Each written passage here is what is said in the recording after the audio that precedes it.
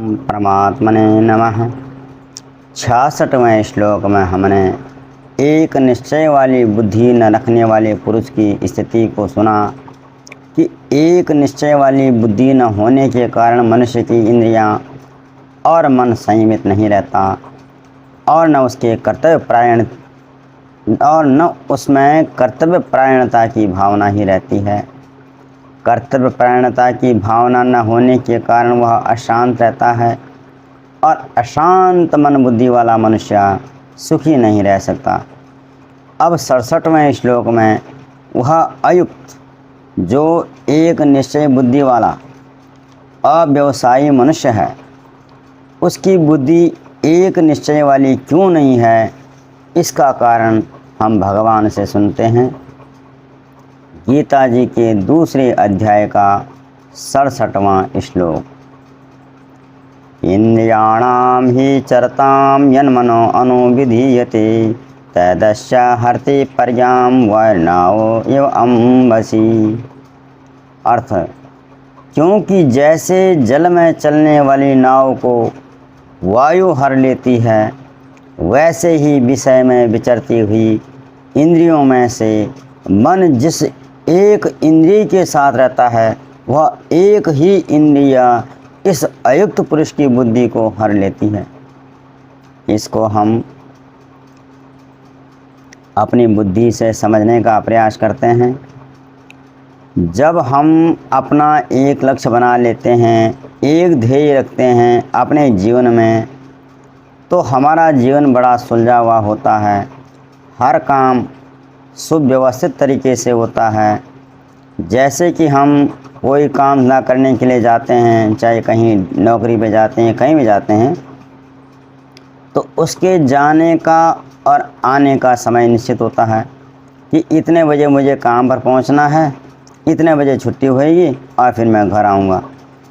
तो हम जितनी देर हमने काम पर रहना है, उतनी देर का शेड्यूल बना कर पहले ही मन में बना लेते हैं और उसकी तैयारी रात से ही पहले से ही मन में बना कर लेते हैं कि कब उठना है, कैसे उठना है, क्या खाना है, क्या ले जाना है, किराया भाड़ा कितना चाहिए, क्या चाहिए, ये सब व्यवस्था हम पहले से करके चलते हैं।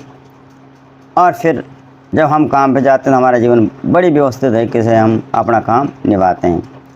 लेकिन जिस दिन हम छुट्टी करते हैं, काम पर नहीं जाते हैं, उस दिन ना हमारा उठने का टाइम होता है, ना खाने का, ना सोने का, सब कुछ उल्टा पुल्टा ही होता है। तो ऐसे ही हमारे जीवन में जब एक निश्चित ध्येय होगा, एक लक्ष्य होगा कि मुझे ये करना है अपने पूरे जीवन काल में, तो हमारा जीवन में उठना बैठना खाना पीना सब काम होंगे, लेकिन तरीके से होंगे, व्यवस्थित तरीके से होंगे।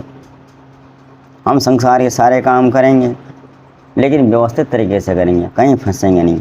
लेकिन अगर हमारे जीवन में हमने एक अपने मूल लक्ष्य निर्धारित नहीं किया, तो हमारा जीवन भी अस्त व्यस्त होगा।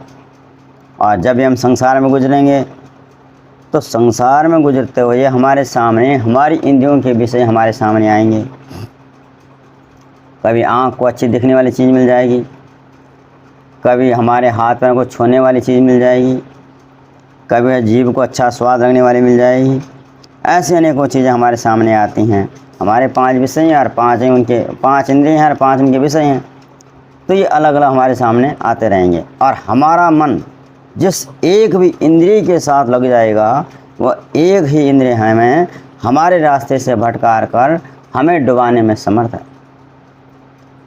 जैसे पानी में चलने वाली नाव को हवा का झोंका उस नाव को उसकी दिशा से भटका कर उसको पानी में डुबाने में समर्थ है, ऐसे हमारा मन भी जिस एक इंद्रिय के साथ भी लग गया, तो वह हमारे जीवन को बर्बाद करने के लिए काफ़ी है। कहने का मतलब है कि हमें अपना जीवन का एक ध्येय निर्धारित करना है कि हमें इसी मनुष्य जीवन में अपना उद्धार करना है, परमात्मा को प्राप्त करना है। परमात्मा को प्राप्त करना ही हमारा मूल उद्देश्य है। संसार के कार्य करने हैं, ईमानदारी से करने हैं। संसार की वस्तुएं संसार में ही पड़ी रहती हैं। कोई भी अपने साथ संसार की चीज़ों को लेकर नहीं जाता है। सिर्फ उनका मैं मेरा ये राग ही हमारे साथ जाता है। वस्तुएं पड़ी रहती हैं संसार में ही। धन वाला धन लेकर के साथ नहीं जाता, सब यहीं पड़ा रहता है, लेकिन मैं ये भाव उसके साथ जाता है। वस्तुएं जहाँ थी वहीं कहीं पड़ी रहती हैं। हम इन वस्तुओं का इस्तेमाल करें अपने जीवन काल में, लेकिन मेन लक्ष्य जो हमारा परमात्मा प्राप्ति होना है। और अगर हमने ऐसा लक्ष्य नहीं बनाया है तो हमारे काम संसार में संसार के संग्राम, संसार की भोग के लिए होंगे। हमारा जीवन अस्त व्यस्त होगा। भले दूसरे की नज़र में हम धनवान हों, सुखी हों, पर अपनी नज़र में तो हम अस्त व्यस्त ही हैं। हम एक एक इंद्रिय के विषय में फंसकर अपने जीवन को डुबा रहे हैं। कोई धन की लालसा में छल कपट बेईमानी करके, दूसरे का हड़प करके, और फिर उसका जो परिणाम होता उसको सुलझाने के चक्कर में फंसा रहता पूरा जीवन। कोई स्त्री के चक्कर में पड़ करके अपने इधर का घर विवाह करता है, उधर का भी करता है, और फिर लड़ाई झगड़े में लगा रहता है, मुकदमेबाजी में जीवन बर्बाद कर देता है। ऐसी कोई जीवन में आने वाले संघर्ष जो भी हैं उनको सुलझाना, बुद्धि को स्थिर करेगा तभी तो सुलझेंगे, लेकिन वो बुद्धि उसमें लगाना नहीं चाहता, बल्कि दारू नशा करके अपने आप को ऐसे डुबो देता है, ऐसे जीवन ख़त्म कर देता है। आप जानते ही हैं कितने सारी बातें हमारे जीवन में आती हैं, हमारे सामने आती हैं, हम देखते हैं। तो दोस्तों, इन सब बातों को हम जानते ही हैं, और मैं भी जो ये बकबक कर रहा हूँ, मेरा मकसद केवल इतना ही है, हम सभी का जीवन हम अपने आप को समझें, हमारा जीवन सुलझा हुआ हो, अस्त व्यस्त ना हो। सभी यही चाहते हैं, पर समझने को समझ नहीं देते हैं। तो मैं इन बातों को समझने में 3-4 घंटे लगाकर 5-6 मिनट में समेट लेता हूँ। और आपसे भी मैं ये आशा तो कर ही सकता हूँ कि आपका एक फ़र्ज़ बनता है कि हमें सपोर्ट करने के लिए इसको सुनें, सब्सक्राइब करें। आपको भी सुनने से कुछ समय का सदुपयोग होगा ही। मेरे चैनल में आपको अच्छी लगने वाली बातें तो नहीं मिलेंगी, पर आपको अपना समझकर, जैसा जितना अपना कोई अपना समझाने की कोशिश करता है, वो बातें तो मैं आपको बता ही देता हूँ। धन्यवाद।